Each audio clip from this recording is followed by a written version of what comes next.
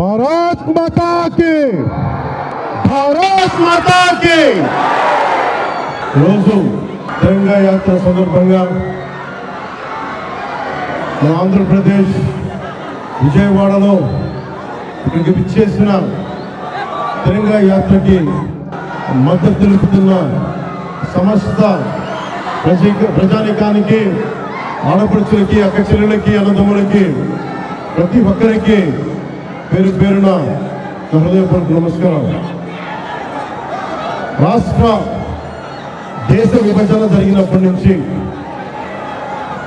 1947 దేశ విభజన జరిగినప్పటి నుంచి ఎప్పుడు మనం ప్రశాంతత చూడలేం. అడ్డగోలుగా లక్షలాది మంది నరికేశారు అప్పుడు పాకిస్తాన్ విభజనప్పుడు. ఆ రోజు నుంచి ఈ రోజు దాకా ఏదో ఒక సందర్భంలో వాళ్ళ దేశాన్ని, పాకిస్తాన్ని వాళ్ళు ఏలుకోలేక బలపడుతున్న మన దేశం, అభివృద్ధి చెందుతున్న మన దేశం ఎలాగైనా సరే దీన్ని వెనక్కి నెట్టాలి, అభివృద్ధిని ఆపాలి అనే ప్రయత్నాలు పాకిస్తానీ కొన్ని దశాబ్దాలుగా చూస్తున్నాం.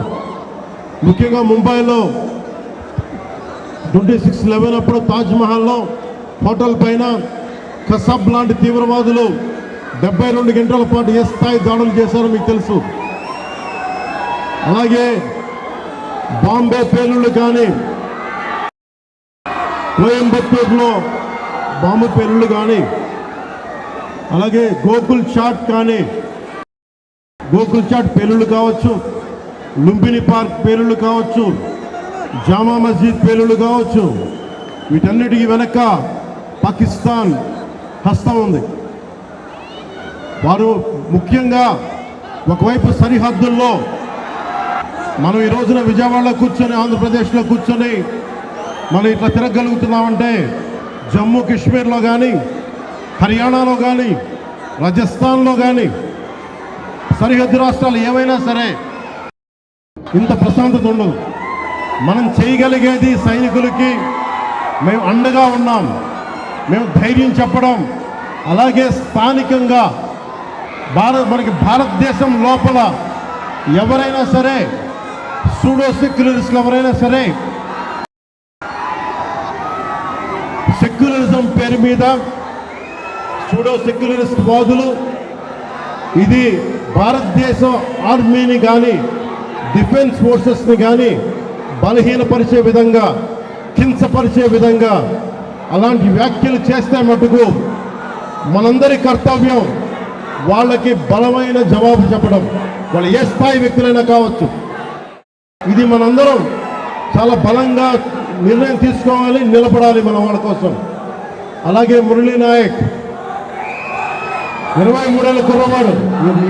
మురళీ నాయక్ దేశం కోసం సినిమాలు చూడాల, సినిమాలు చాంటింగ్ చెప్పలా, భారత్ మాతాకి జై చెప్పాడు. ఎప్పుడైతే భారత్ మాతని ప్రేమిస్తారో వాళ్ళు నిజమైన దేశ పౌరులు. సినిమాలు రావచ్చు, సినిమాలు పోవచ్చు.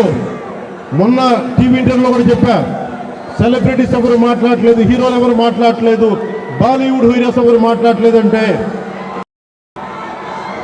వాళ్ళెవరు కూడా దేశాన్ని నడిపే వ్యక్తులు కాదు. They are mere entertainers, they are good performers. అంతకు మించి సెలబ్రిటీస్ గురించి దేశభక్తిని ఆశించకండి.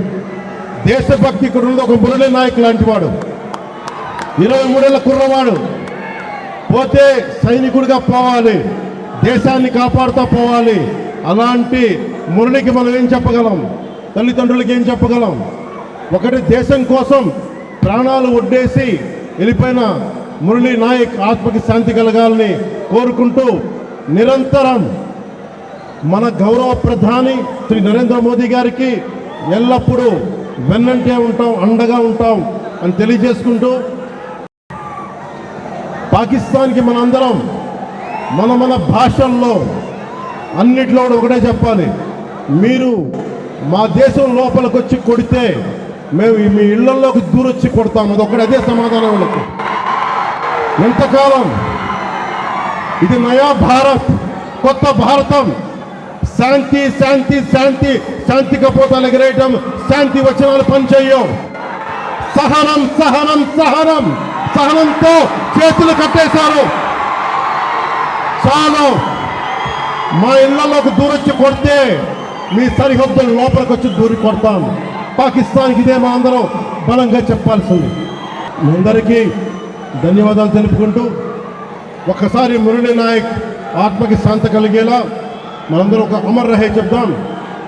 మురళీ నాయక్, మురళీ నాయక్, జై హింద్.